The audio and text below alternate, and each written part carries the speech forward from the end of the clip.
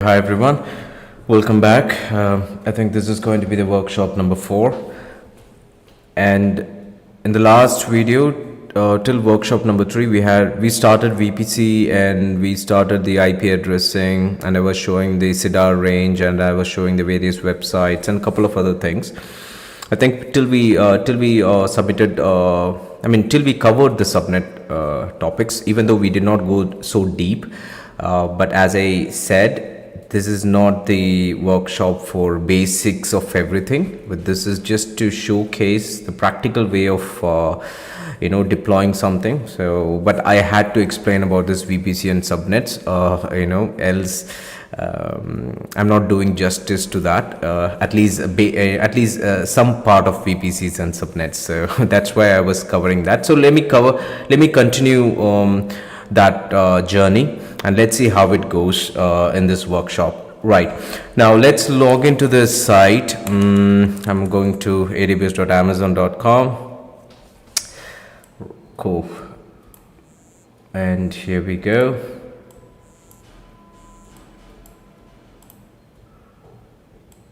Just give me a moment. Perfect. I'm signing into the console, and I'm gonna sign in with my root ID. Sign in using root user mail. We will talk about this IAM and creating the user IDs in the upcoming workshops, but for now just come with my flow. So Samir Zulfi, yeah, this is the one. Next, you will have your own root user mail address, so please log in.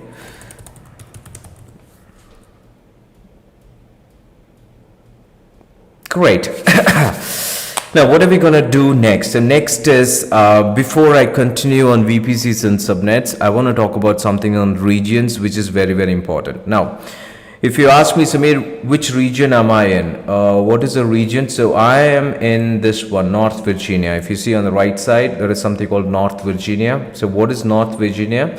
So North Virginia is a state in United States, in US, in America. So North Virginia is one of the states. Now, why did I create something in North Virginia? Because if you see my workshop in the last 3 episodes, I was creating my instances only in North Virginia, okay? But to be frank with you, I'm located in India. I should have done it in closest to my living locality or closest to my customers. Say for example, I'm creating a website and I'm focusing my customers are from India.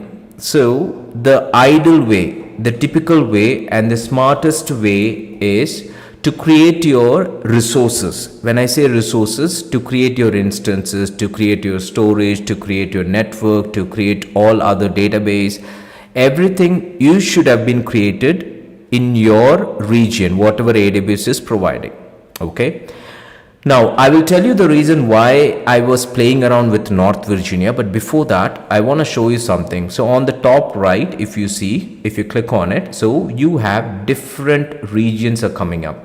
Okay. So if you see on the, if you see here,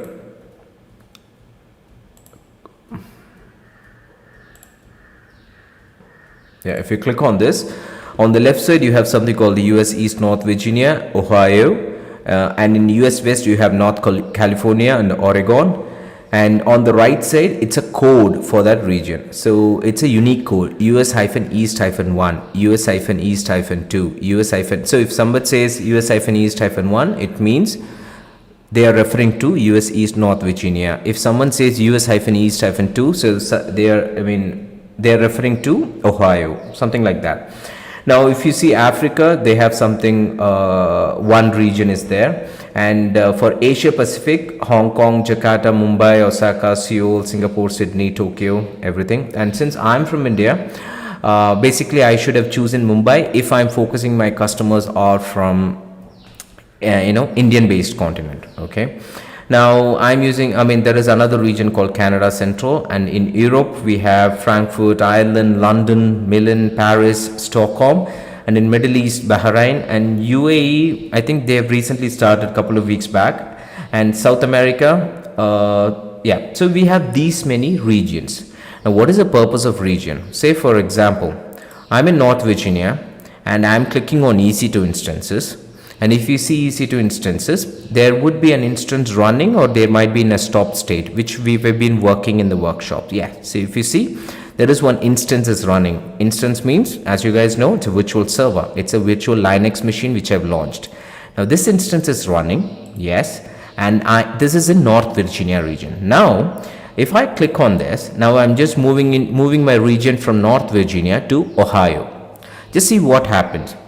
Will you be able to see the instance, the one which I was running? No matching instances found. There is no instances which we haven't created anything in this region. If you go to North California, which we have never explored before. So what you need to understand by this is there is a region for every resources. Okay, that is very, very important. So if I go for Mumbai, I don't think I was playing around with Mumbai, but let's see. I don't have anything. Okay, so these many instances, only I have instances in North Virginia. Okay, now let's come to just a concept part. If you Google AWS regions and availability zones, if you click on it, okay, if you click on the first one, global infrastructure regions. Now if you scroll down a little bit, see this, they have segregated in a continent way. So North America, South America, Europe, Middle East, Africa, Asia Pacific and Australia. Now in North America, if you see, all these blue colors are currently running different regions we have. So if you see this is a Northern Virginia, which is launched in 2006. So Amazon, okay, before that Amazon was AWS was launched around in 2005. Let me check. Okay, I forgot, but let me see. AWS, if you see, yeah, see this? Founded 3rd March 2006. So when they started this AWS, the first region they initiated was Northern Virginia, so which was launched in 2006. And if you go to something else, there is a government where for all this FBI, all the federal agencies in US, they can use this. And there are, and we have Canada Central and Ohio. So these are all, these three things are in US and one is in Canada Central on the above. This is from the East Coast. From the West Coast, if you see again, there are 3, Oregon, and one is Northern California, and the other one is, again, government would be there. Yes, there is one more government. And yellow is the one which is going to come soon. Okay. Now, if you see the Northern Virginia, we have, since it's launched 2006, if you see, there is something called availability zones. Okay. I want you to understand, okay, before that, let's go through a couple of things here.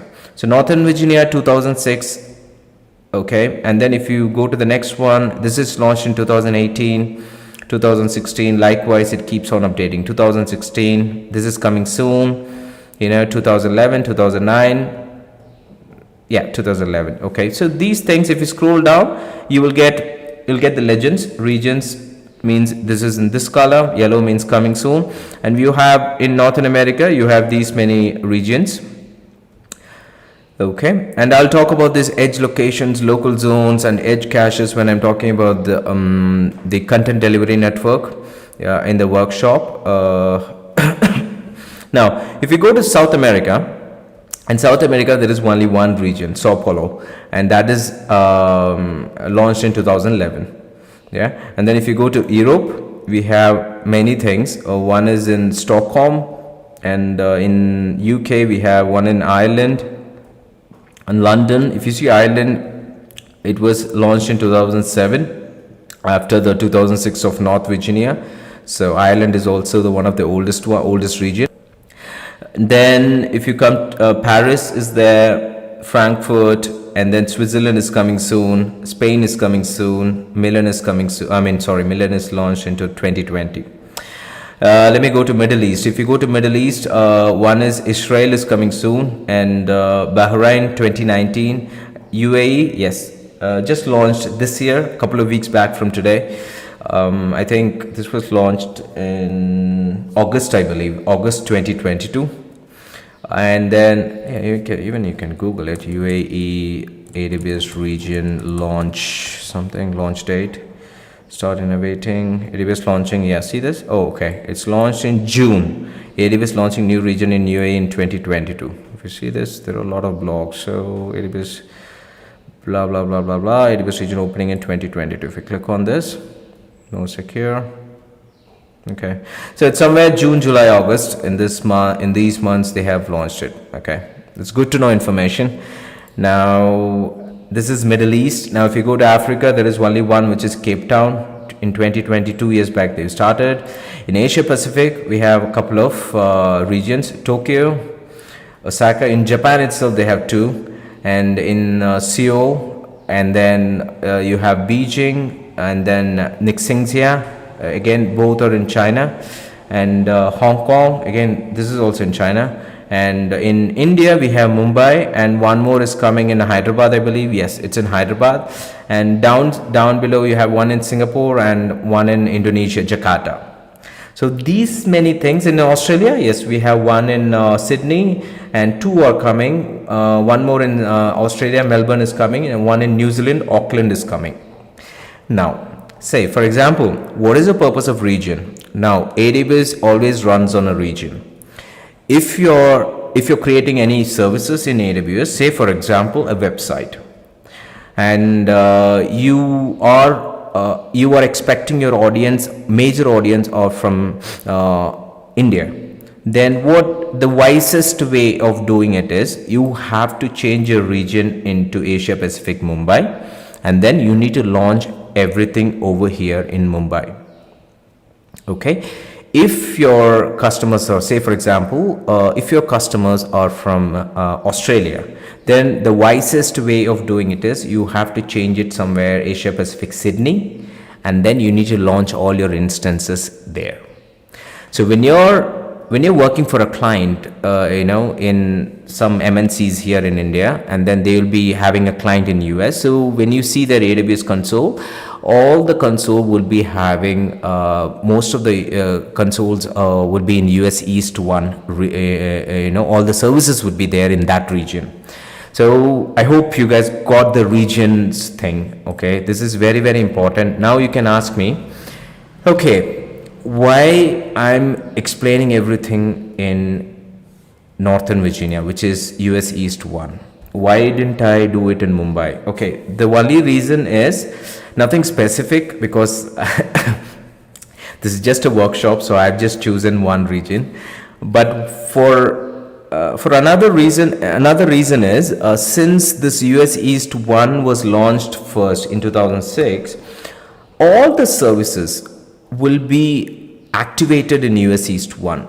There are few services which will not be there in Mumbai or in another region, but if you see US East 1, almost 180 services will be activated in default.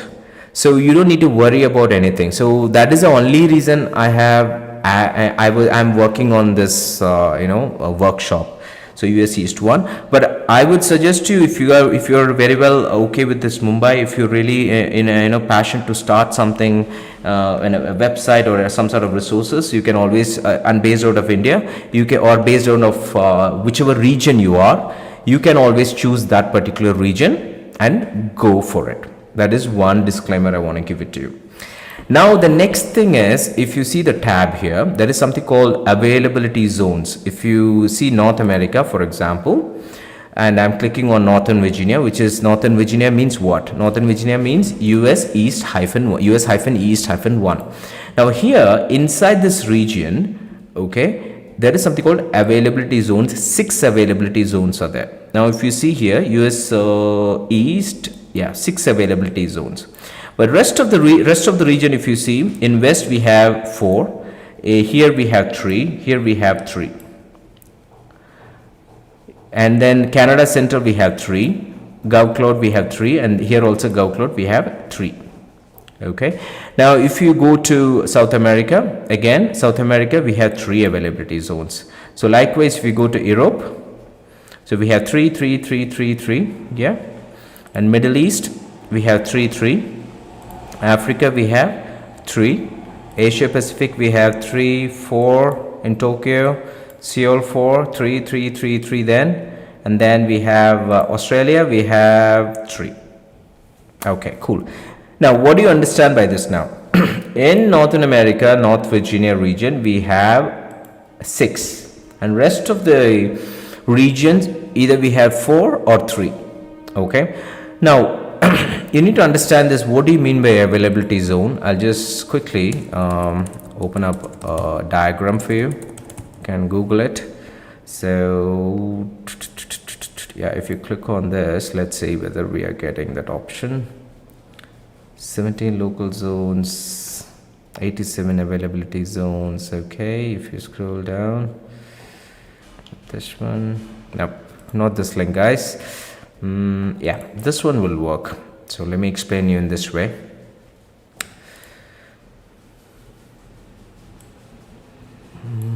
What's happening? Right click, open image in new tab. No. View. Okay, let me go to images. Yeah, so this one will work. Now, if you see, we have seen the regions part. Okay, so regions mean, okay, this is a simple diagram which we can see. Let's take an example of Mumbai, okay, because easy to explain because we have 3 regions. So for example, Mumbai, we have availability zones 3. If you see Asia Pacific, Mumbai here, 3 availability zones. Now coming back to the diagram, consider this region is a Mumbai region. Now in this Mumbai region, we have 3 availability zones. So consider this is US East 1. Okay, no, scroll down. There would be something you would be getting. Okay, yeah, he has given a beautiful example of Ireland region. So let's take Ireland region itself. So if you come here, if you go to Europe, and then if you click on Ireland here, you have 3 availability zones. If you see here Ireland, we have three availability zones. Now coming back to the diagram here, so EU Ireland region, inside this you have 3 availability zones. Now what are the availability zones? Likewise, in region we have the code, right? US East 1, and if I choose Ireland, you have something called EU-West-1. Let me open an Excel sheet to explain you better.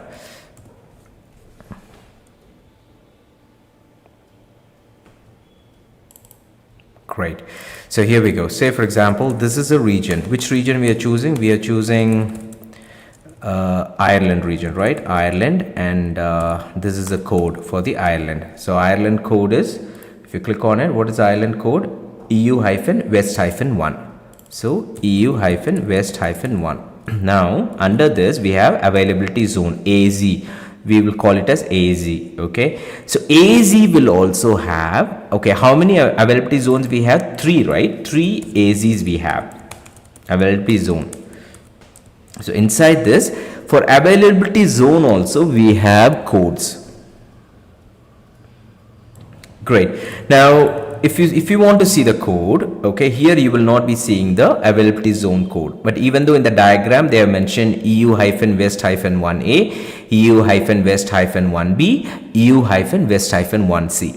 Now where can you see the code? You can see the code in the console. If you go here, if you search for VPC. Okay, one more thing I want to tell you. If you were searching for some services, and then if you put a star mark here, when you put a star mark here, what happens is, here you will get a VPC. In this ribbon, you will get all the favorites, whatever you're adding in the star mark. Say for example, I choose VPC. If you uncheck it, and then your VPC will be gone. See, VPC is gone. Yeah, so that is also a beautiful tip on it. So you don't need to search every time. So you just come and click on it, and then the VPC will come. Yeah, so now VPC has come, click on it. Now if you click on VPC, then there is something called you will get okay, where am I right now? So I'm in which region? How will you check it? On the top right you have Ireland. So I'm in Ireland region. Now in the Ireland region, first thing what you can say is current status. Yes, everything is operating normally. If something is wrong with the Amazon Ireland region, then it will be notified here. Okay, there is something is wrong. Cool. Now in the VPCs there is something called one VPC is there. Okay, if you click on it, so you will get only one VPC. See, this is a VPC which we have seen this earlier in the previous workshop. So this is a VPC, and then this is a default VPC. Yeah, so see this, yes, default VPC. Now on the left side there is something called subnets. So click on subnets. When you click on subnets, now what happens here is there are 3 subnets. Now what is the relationship between subnets and availability zone? So one subnet will be allocated to one availability zone. If you have 3 availability zones, there are corresponding 3 subnets will be there. That is the concept of AWS. Now if you see this, just scroll right. Now if you remember, for Ireland region, how many availability zones we have? We had 3 availability zones. Yeah, we had 3 availability zones. Now I'm going back to the console. If you scroll right, okay, see this, there is a column called availability zone, and which says EU-West-1A, 1B and 1C. So this is the code for the availability zone. Now what you do is, so this is the code, see this. So EU-West-1, after that there is A is getting appended, and then what will happen? EU-West-1B, and then EU-West-1C. Okay, now let me go back to the diagram from the Google. So this is what happening here. Now say something, let me open Google Earth. Is it working? Yeah, explore Google Earth.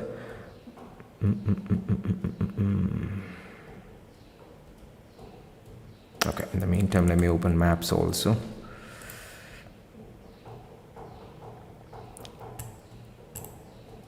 Okay, say for example you are in,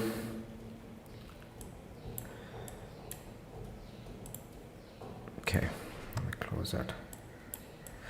Okay, so this is the Ireland. Yeah, now see this is the Ireland.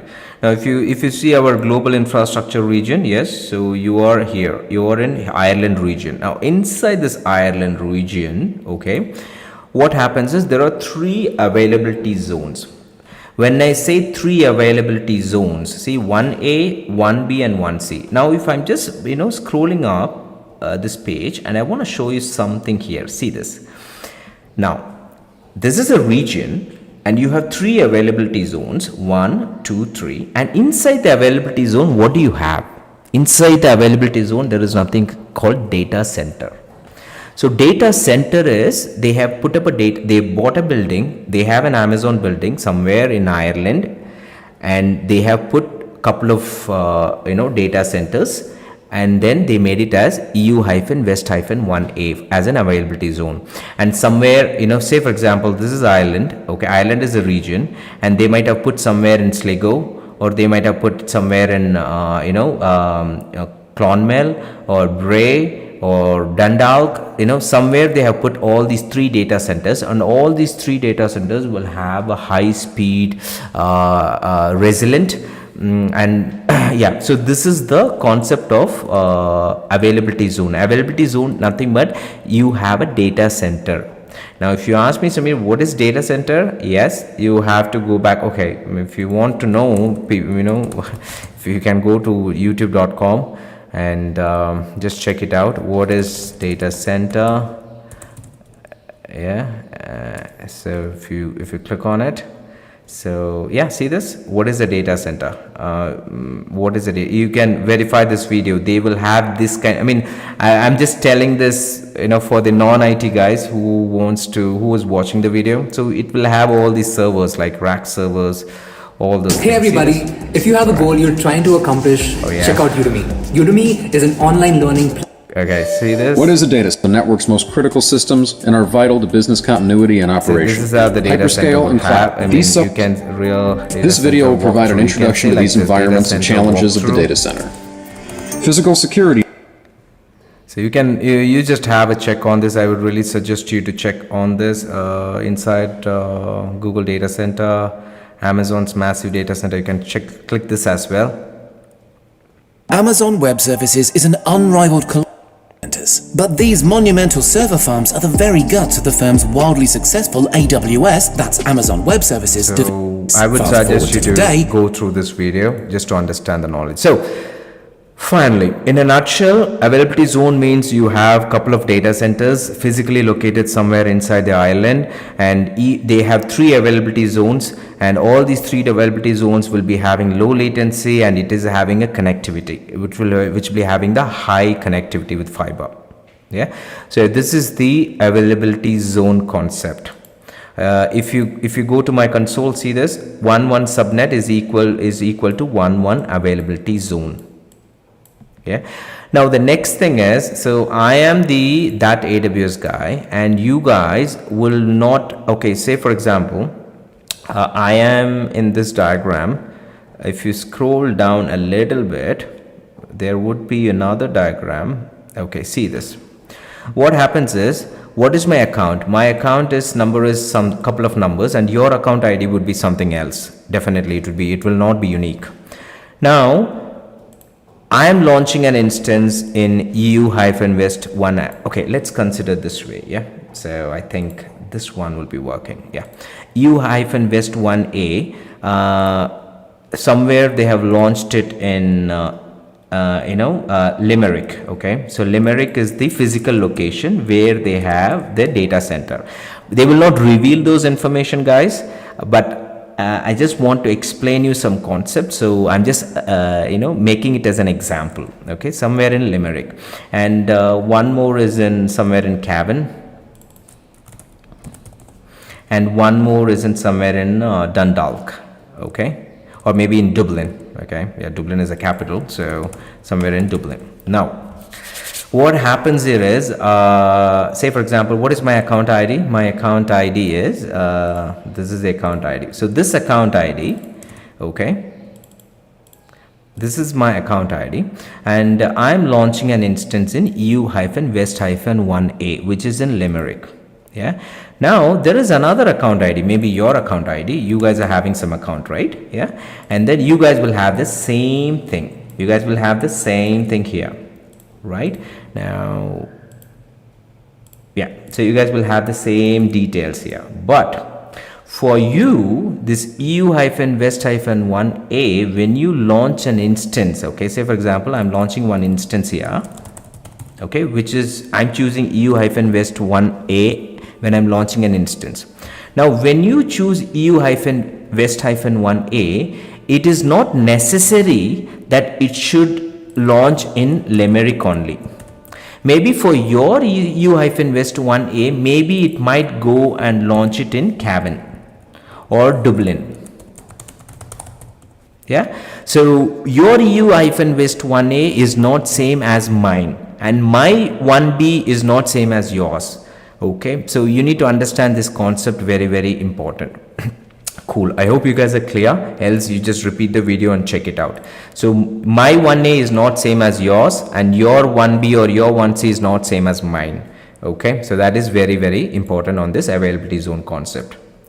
Perfect, guys. So what is next? I mean, I'm just going through the basics of these things, but I'm sorry, because these are all very, very important. So let's continue with next things, which is route tables. Now when I see route tables, so Samir, what is this route table?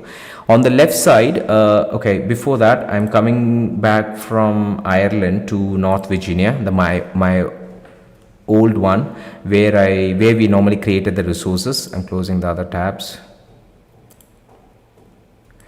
Cool.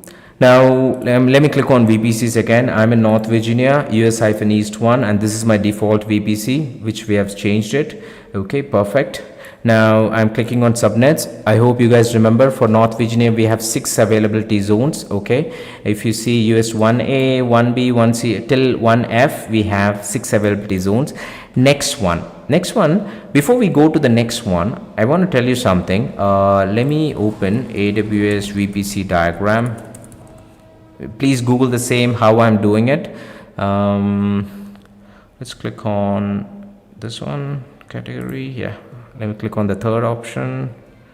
No, not the third option, guys. Click on this one. Nope. VPC docs. Okay, let me click on this one. Just search for AWS VPC docs and click on subnets. Work with subnets. Now virtual VPC. Work with VPCs. Connect your VPC, internet gateways. Okay, scenarios. Yeah, this looks good. I was looking for this. So here, if you click on VPC with a single subnet, yeah. Now let's take this diagram and just analyze it. Yeah, this is very important. Okay, so what is our region? As per this, what is our region? Let me take a snipping tool on this.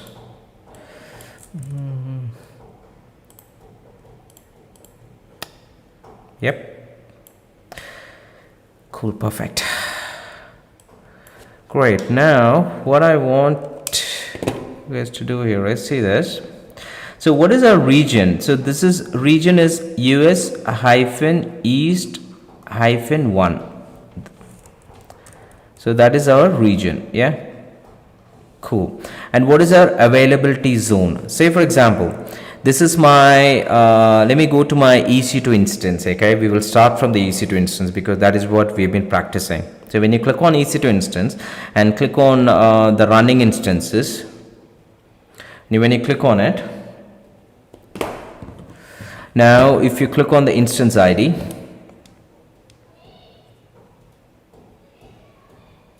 yeah, when you click on the instance ID, there is something called networking here. Click on networking and scroll down. So when you hit on networking, now here there is something called VPC ID. So this instance is launched under this VPC. What is this VPC? This VPC is our default VPC. If you click on this, it will open, because we have only one VPC in Northern Virginia. We don't have any other VPC. How do you confirm that? When you click on this your VPCs, or if you click on if you click on your VPC, you will get only one VPC in your list. Okay, or if you click on your VPC dashboard on the left side, there will be, say, you have only one VPC. If you have more than one VPC, 2 or 3, it will say 3, or if it will say 2. Yeah, so okay, I hope you guys got it. Now I'm going back to the instances. Now this is a VPC and there is something called subnet here. See this subnet? And if you remember, one subnet is mapped to one availability zone, right? Now if you click on the subnet ID and this subnet ID, it will tell you what is the availability zone. Okay, now see this is a subnet, and if you scroll right, there is a subnet name. See, US East-1B.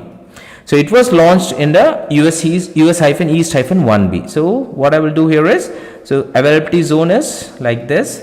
So this availability zone is US-East-1B. So region is 1, availability zone is 1B. And you know the VPC. What is the VPC? If you click on this, and this is the VPC ID.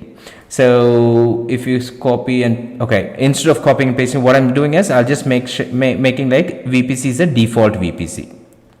Default VPC. Okay.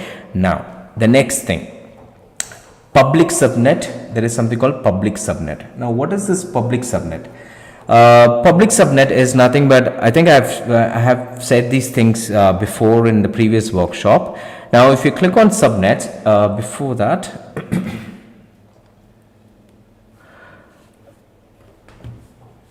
if you say in the instance details, and then if you click on instances, there is something called public IPv4 addresses, which means this was launched in the public subnet. This is one identification. Okay, but the real identification, what you need to do is the subnet which we have chosen right now. What is the subnet ID? Our subnet ID is this one, 94F2. I'm clicking on it. Let's open this. Now you need to understand this very, very clear, guys. I'm clicking on the subnet ID. When you click on the subnet ID, now you have to scroll down, and there is something called route table. When you click on route table, now if you see, if you scroll down, and there are two things. One is a destination column and the other one is a target column. Okay. Now we need to focus on target column for this. Now what does it say target column? There is something called IGW. Now, when I say IGW means Internet Gateway.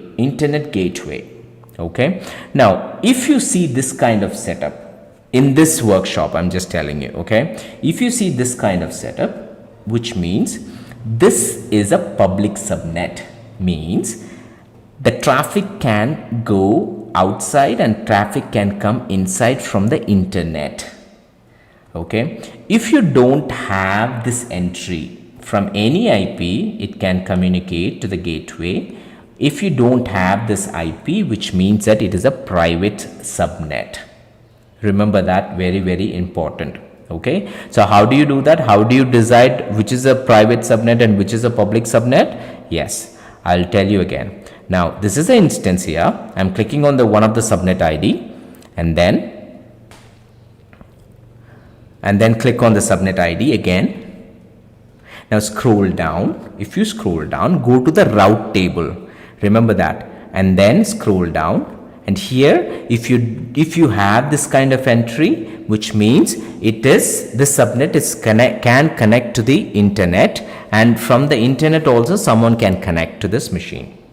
Okay, so if you have this entry, it means that it is a public subnet. Now, do we have a private subnet, Samir? You can ask me. If you click on the subnets, okay, we will explore. All these subnets are part of the default VPC. If you scroll right, how many subnets do we have? We have 6 subnets, correct? If you see, we have 6 subnets. If you scroll right, it will tell you that it's all mapped to a default VPC. Okay, yeah, see here, it's all mapped to the, not here. Yeah, here. If you see, it's all mapped to the default VPC. How many VPCs we have? We have only one VPC. And how many availability zones we have? We have 6 availability zones in US East 1, which is North Virginia. How many subnets? 6. So, one subnet is equal corresponding with the one availability zone. That's why we have 6 subnets, right? Now here, what I was telling here is, let's see all these 6 subnets are public subnet or private subnet. So, when you click on this and then scroll down,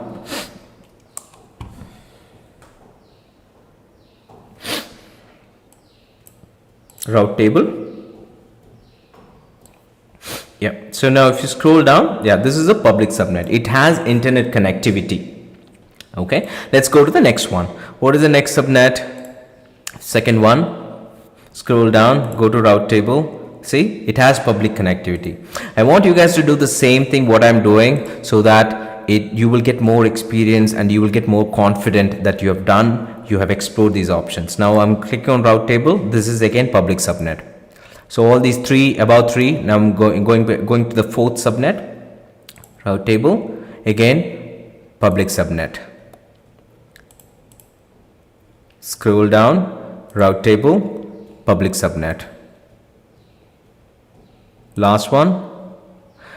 Scroll down, route table, public subnet. Now what do you understand by this is the default VPC and default subnets will have a public subnet. So you can launch instance anywhere, or you can launch any other resources. It will communicate to the internet and from the internet as well.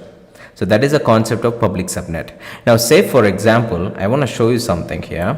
Let me go to the instance. So what is a subnet ID? And this is a subnet ID, correct? Now what we will do here is, I want to make one private subnet. Yeah, so let me do something like this. Say, what is the subnet ID? 4F2, right? Yeah, this is 4F2. So it's ending with 4F2, which is nothing but this one. Correct. So clicking on it. Now, before I show you something, it is running. And then do you have a role attached? I hope you guys remember that. So yeah, role is also attached, which is good. And then we have a public IP is also attached here. Public IP is also there. And what is the key pair here? Key pair name is my first instance PEM key pair. So what I'll do here is I'm copying this. I'm opening my PowerShell. Yeah. So when you open your PowerShell, so CD downloads, then here, I want to connect to the machine here, connect, and then copy this, and then let's see whether it works or not. Okay, it is connected. See, it is working now. Great, because I have connected to this private IP. See, this shows a private IP 170.30, which is my EC2 instance, and I've connected to the EC2-user. Yeah, if you type ls, you'll get a couple of. Okay, I have connected. That's what I want to tell you.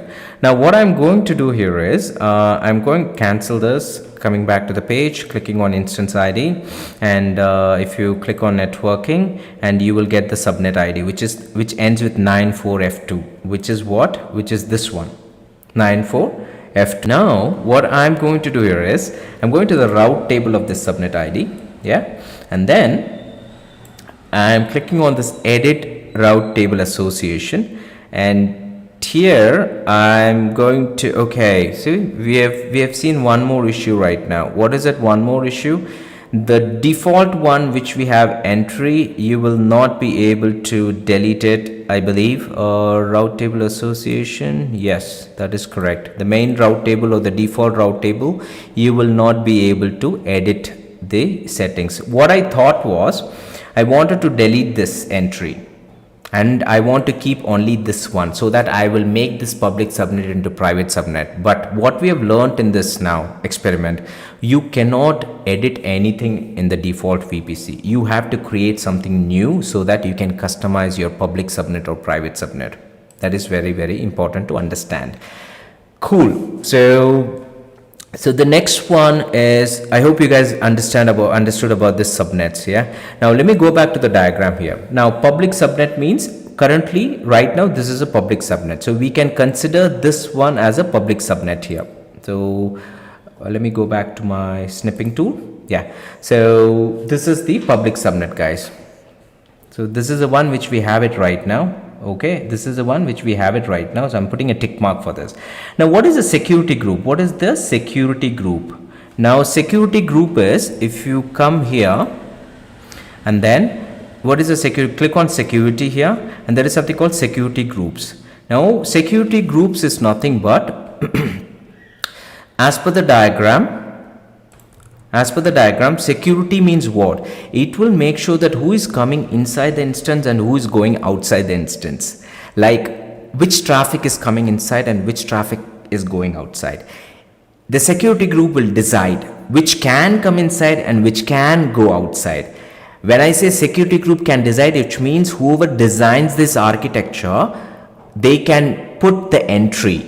Okay, you guys can come inside, you guys can go outside. Something like that. So if you see in the security group, which we have seen already in the first workshop, I believe, this security group, what it says, this says inbound rules, which means incoming to the instance. Incoming to the instance, only the SSH guys can come. Only the SSH type protocol can come, and they can on this port 22, and they can access my machine. No AT, no other protocols can come. For example, if you click on edit inbound rules, and then if you see the type C, we have these many types. If you put all TCP, all the TCP protocol will be working. All UDP, all ICMP, and if you want specific SMTP, DNS, if you want HTTP, something specific, then you can choose these things and you can make the changes, and then you can put the source on this. We have seen this in the previous workshops.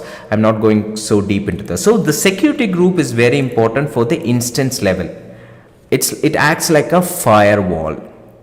Okay, so we have our EC2 instance here. So we have our EC2 instance which is currently running.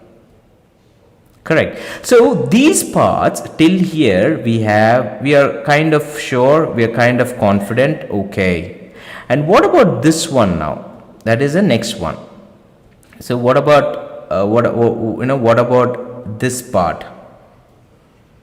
Yeah, if you remember this public subnet which I was talking about, and you remember there is something called route table we said in the public subnet. Yeah, okay, I'll show you what I was referring here. If you go here, if you see route table, yeah, here we are talking about, okay, route table acts like a traffic policeman. Okay, if you go and ask the traffic policeman, hey, where you want to go, first time if you're coming into a city, and then if you want to go to some place, and you can ask someone. So I'm considering that's a traffic man because he knows what is the rules where you have to go, how to catch. So this route table acts like that, guys. Okay, now if you go back to the diagram, yeah, see this public subnet will have a list of details of route table, okay, where the traffic goes and how the traffic goes.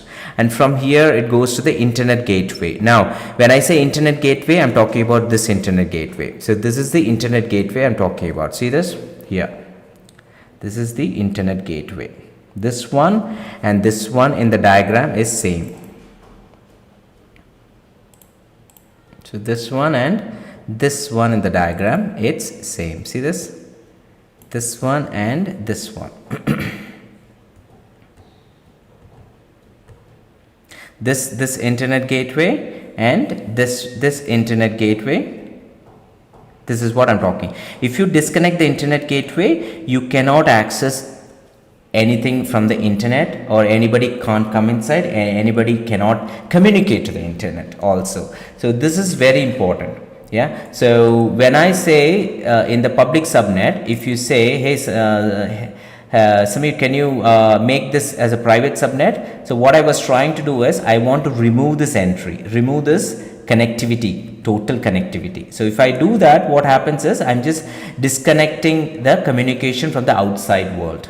So that is what I'm doing in the subnet. Now internet gateway is very, very important. Now what I want you to do is, I want you to write take a paper, try to put this diagram so that you will understand more. I'm just talking for the freshers. Okay, so you will it will go to your brain, the map. This should be there in your map. When somebody says what and all, how the diagram works, this is a basic diagram you need to understand. Okay, so now let me show you something here. Okay, now in this default VPC, say for example, this is a route table.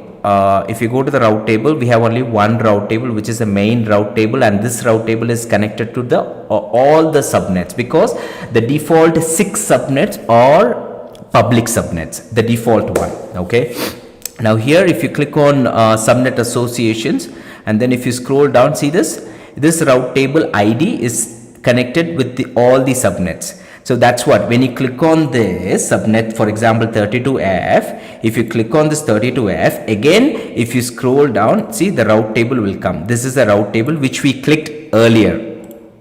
Okay, if you click on this route table, again it goes to the route table, and again it comes to the subnet associations. Okay, scroll down, see all these subnets are associated. Now if you click on routes here, so it will tell you the same thing what we have seen in the subnets, okay, which we are eventually coming. These two things are hand in hand. That's what the diagram also says. These two, this public subnet and this one route table, is all hand in hand. Okay, so who decides which is the public subnet and which is the private subnet? From the back end, the route table decides. The subnet will be mapped to a route table. Remember that the subnet will be mapped to a route table. Now this route, if this route table is having an internet gateway connectivity, and you have connected this route table into the into the subnet, then this becomes a public subnet.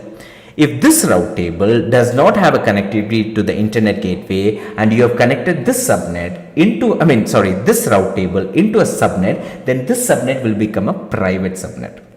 Okay, remember that, very, very important. Now you have route tables, and we have only one route table, and this is the main route table. Okay, so for our understanding, I'm just making like a default RT.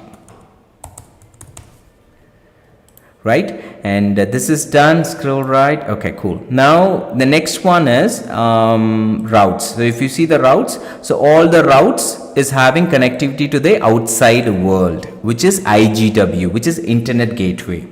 Okay, now I don't think we can edit the default one, but let me try edit routes. Oh yeah, we can edit this route table, default route table here. So what I'm going to do is, I'm going to disconnect the connectivity here. So I'm just disconnecting the internet gateway, save changes. Now if you know this route table, we have only one route table. If you click on this routes, do we have outside connectivity to internet? No, we have only locally they can communicate inside the VPC. If we want to communicate to outside, or somebody wants to communicate from outside to inside, we do not have this connectivity, because in the route table I have disconnect the internet connectivity.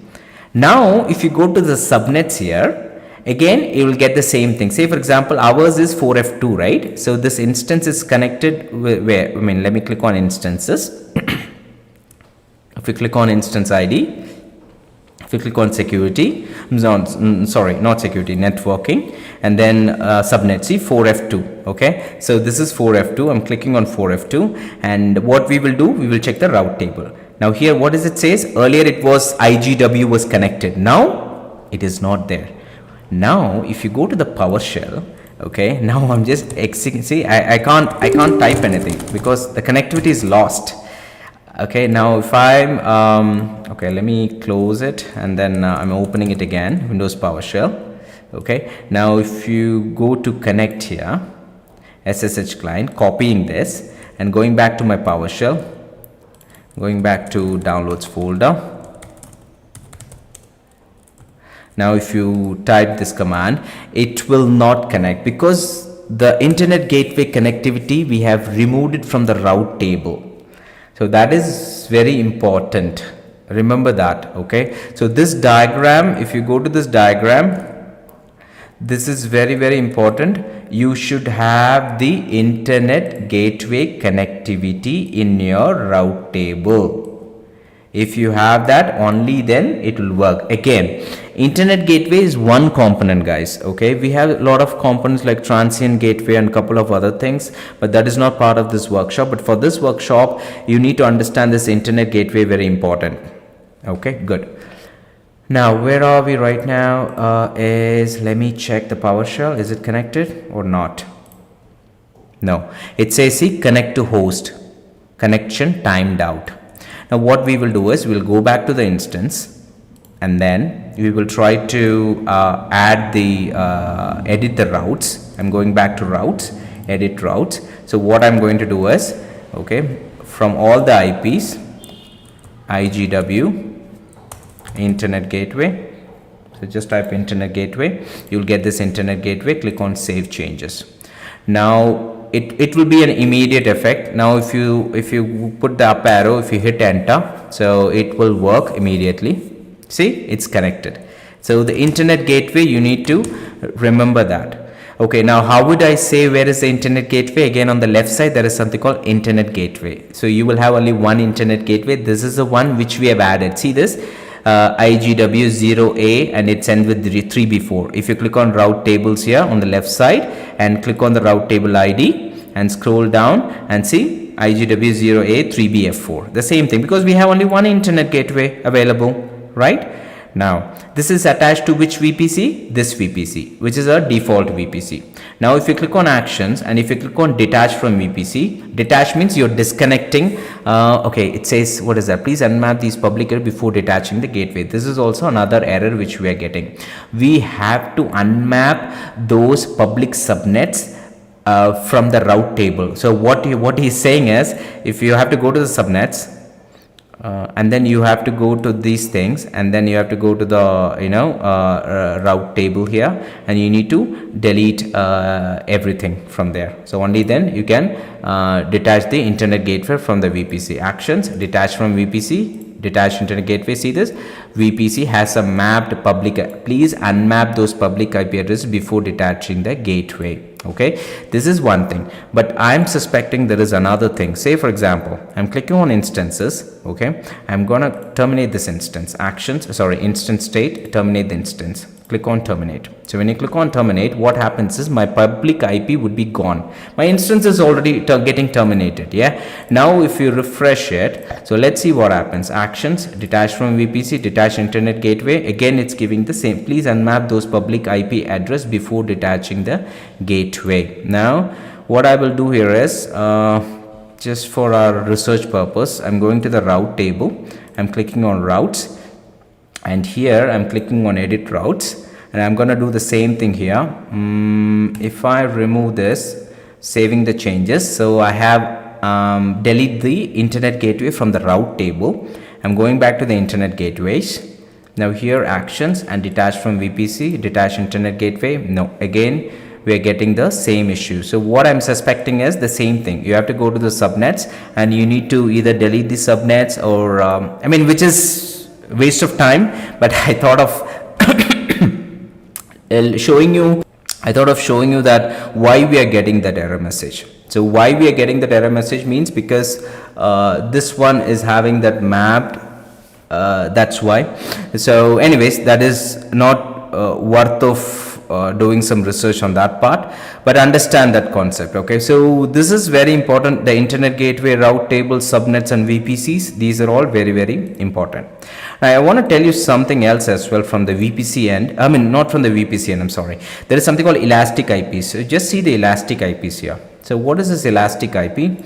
Elastic IP is nothing but, say for example, before that I want you to understand really important. Yeah, so private IP addresses range, if you Google it, yeah, there is a couple of private IP addresses which you will get here. See this, these are all the private IP addresses which we are getting.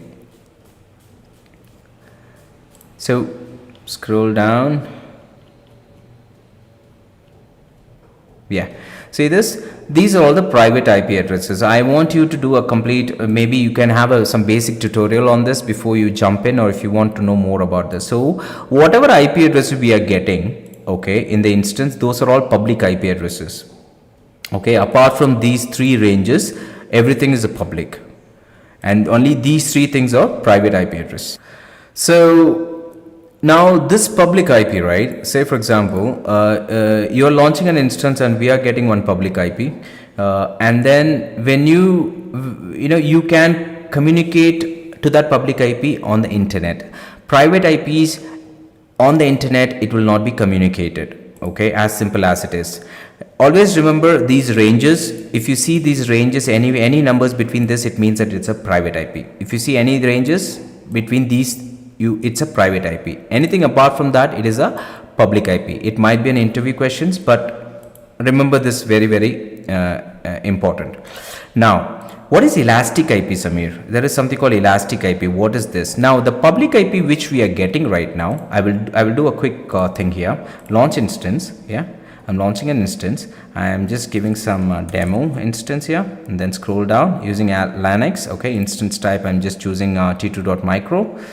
Okay, and then key pair I don't want right now. Proceed without a key pair. Network settings, default VPC I have one. In subnet, no preference, it can choose anything. And auto assign public IP, it's enabled because AWS will provide one public IP for us. And existing security group which we have created, security group, my website SG, and then configure storage, blah blah blah, launch instance. Okay, now I have launched an instance. Now if you click on this instance ID, what happens is you will get a public IP. Yeah, now I'm gonna open a notepad.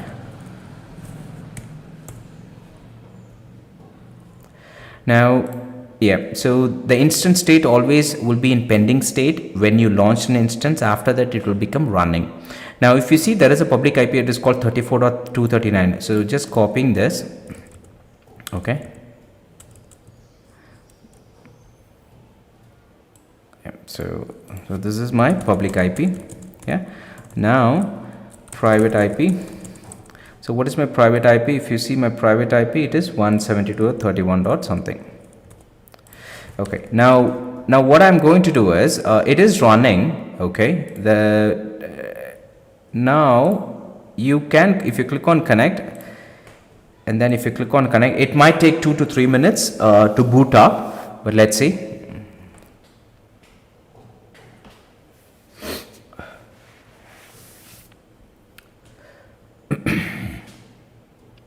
I got an error message. It will be booting still, so I just closed it and I've tried reconnecting it.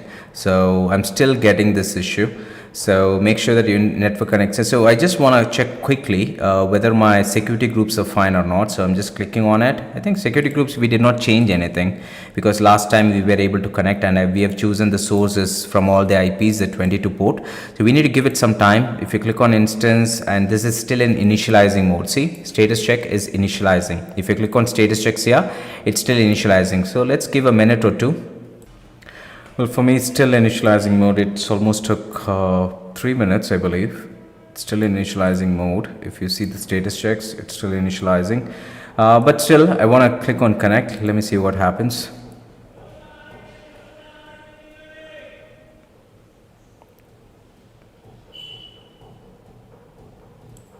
Well, I'm still getting an error. Okay, now it says status check is passed. So click on connect, click on connect.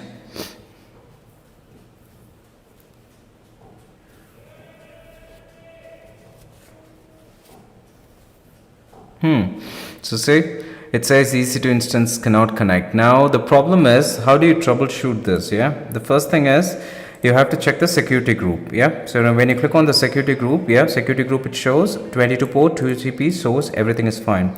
Now the next thing what I normally do is you have to go to the VPC here, go to the VPC, because we were playing around with VPCs, route tables and internet gateway. So I will just go here.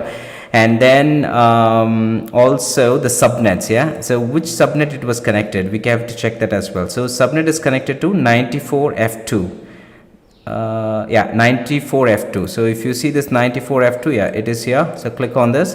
Now if you see this 94F2, immediately you have to come to the route table. Oh, see, this is the problem. If you remember, we had removed the IGW connectivity, that's why. So what I'll do, click on edit route table association, and then here, from here you cannot change it because you are in the subnet option. What you have to do is you have to go to the route tables. So cancel this. What I'm going to do here is just go to the route tables here, and then routes here, and then here, see, we have only one, and then click on routes, and then add here, and then just type internet gateway, choose this one and click on save changes. Now it should work. If you click on instance details, click on connect again, click on connect, it should work.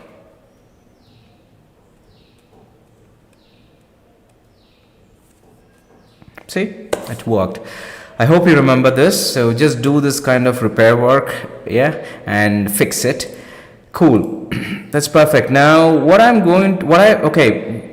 original agenda was one more thing. If you want to see the curl space ifconfig.me from the public IP from the command prompt, also you can see from here as well, curl space ifconfig.me, which is the public IP 34.239, which is the same thing which we got it from the notepad, 34.239.110.59, and this is the private IP 172.31.95.21, which is good.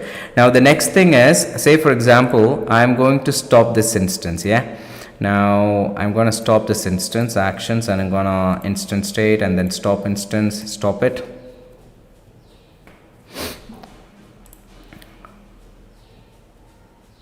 Now instance will go to the stopping mode, and then it will become the stopped mode. Okay, now if you say the instance is in stopped mode, now for the stop mode, if you click on this stopped instance, if you click on networking here, though you will not, you will see the same public IP and private IP, everything. Just 1 minute, instances, this is in stopped mode. Now if you see this, the public IPv4 address is gone. It was removed. Now, but the private IP is going to be same. The private IP address, if you remember the last tab which we're talking about, see this, our instance is following this private IP range 172.31.95.22, which is what, class B. Inside this range, it comes up. Now what I'm going to do is, if you start the instance again, so what's going to happen here? That's another concept. If you click on start instance, and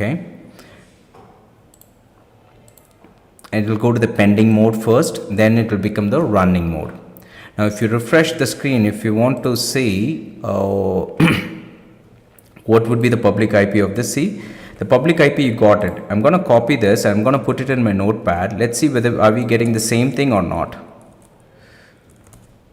See, this is a new IP which we got, but the private IP address will be the same. Private IP address will not change. Now the problem is, if you host something and your public IP keeps changing, then it's going to be an issue. Even though we have load balancers concept and other things, but you need to understand this, very, very important. The load balancer concepts, application load balancer, NLB, gateway load balancers, classic one, we will talk about in different workshops. But for this workshop, for this elastic IP, what happens is, if you host a website on this instance ID and you stopped it and you want to start it again, then the IP will change and your entire page will get corrupt. It will not connect at all. When somebody is hitting it, it will not connect. So for that, what happens is, they have, not only for that, there are other reasons as well, but for this workshop, for that, what happens is there is something called elastic IP. See, you have something called elastic IP. Now, what is this elastic IP is, we have pool of public IP addresses and Amazon is taking one IP, and when you are requesting for the elastic IP, Amazon will take the IP and they will give you dedicatively to your instance. Even if you stop it, it will be allocated. It will not take it back. Amazon will not take it back. In order to show that to you, see this. Now, just to let you know, the current instance is running on this IP, correct? Now, say for example, I'm going back to the elastic IP here and I'm clicking on allocate elastic IP address, and this is my region and Amazon pool IP addresses, and click on allocate. Now it will allocate one IP address. See, this is the allocate elastic IP which I got it. Okay, so this is the elastic IP. I got it. Now what I'm going to do here is, I'm going to click on actions. I'm going to associate elastic IP addresses, and I'm going to associate this. Associate means mapping. Associate this elastic IP address, which is the current running instance. This is the instance ID. See, CBA7, which is what? This is the one, CBA7. If you click on instances, see, refresh it.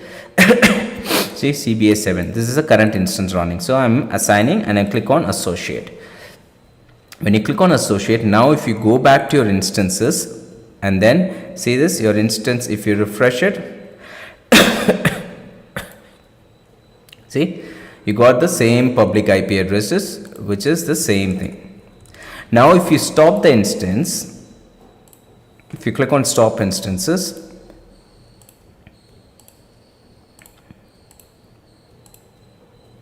it will be in stopping mode, then it will go to the stopped status.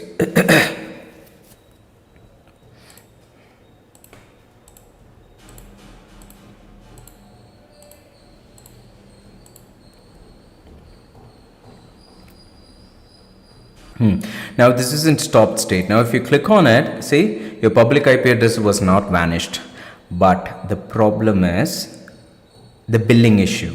The elastic IP comes with not with a free cost. It's not free, okay?